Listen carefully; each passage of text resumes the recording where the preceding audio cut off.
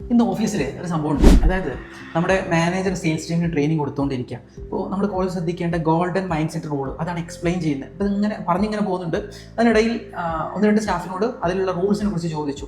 പെട്ടെന്ന് ചോദിച്ചപ്പോൾ അവർ പാനിക്കായി. സാർ അത് എക്സ്പ്ലെയിൻ ചെയ്ത് കൊടുത്തു. ശേഷം 2 ദിവസം മുൻപ് ഇൻ്റർവ്യൂ കഴിഞ്ഞ് 2 പേരും കൂടി ഉണ്ട്. അപ്പോൾ അവരങ്ങനെ വിരൽ ചൂണ്ടിയിട്ട് അദ്ദേഹം പേര് പറഞ്ഞ് ചോദിക്കാൻ വേണ്ടിയിട്ട് അതിന് ട്രൈ ചെയ്യുന്നുണ്ട്, പക്ഷെ കിട്ടുന്നില്ല. അപ്പോൾ സ്റ്റാഫിന് ഇത് മനസ്സിലാവുകയും അവർക്ക് ചിരിക്കുകയും ചെയ്തു. ഞാൻ പറഞ്ഞു വന്നത് ഇതാണ്. അതായത് നമുക്കൊക്കെ പലർക്കും ഈ ഒരു പ്രശ്നമുണ്ട്, പേരുകൾ പെട്ടെന്ന് മറന്നു പോവുക. അപ്പോൾ നമുക്കിവിടെ ഒരു എഫക്റ്റീവായിട്ടൊരു ടെക്നിക്ക് ഇവിടെ ഉപയോഗിക്കാൻ പറ്റും. അതിൻ്റെ പേരാണ് 3R എന്ന് പറയുന്നത്. 3R എന്ന് പറയുന്നത് first R repeat, relate, recall. Repeat എന്ന് പറയുമ്പോൾ നമ്മൾ പല ആളുകളെയും മോർണിംഗ് ആണെങ്കിലും ഈവനിങ് ആണെങ്കിലൊക്കെ നമ്മൾ ഗ്രീറ്റ് ചെയ്യാറുണ്ട്. അപ്പോൾ ഈ ചെയ്യുന്ന ഗ്രീറ്റിങ് അവരുടെ പേര് വെച്ച് തുടങ്ങുക എന്നുള്ളതാണ്.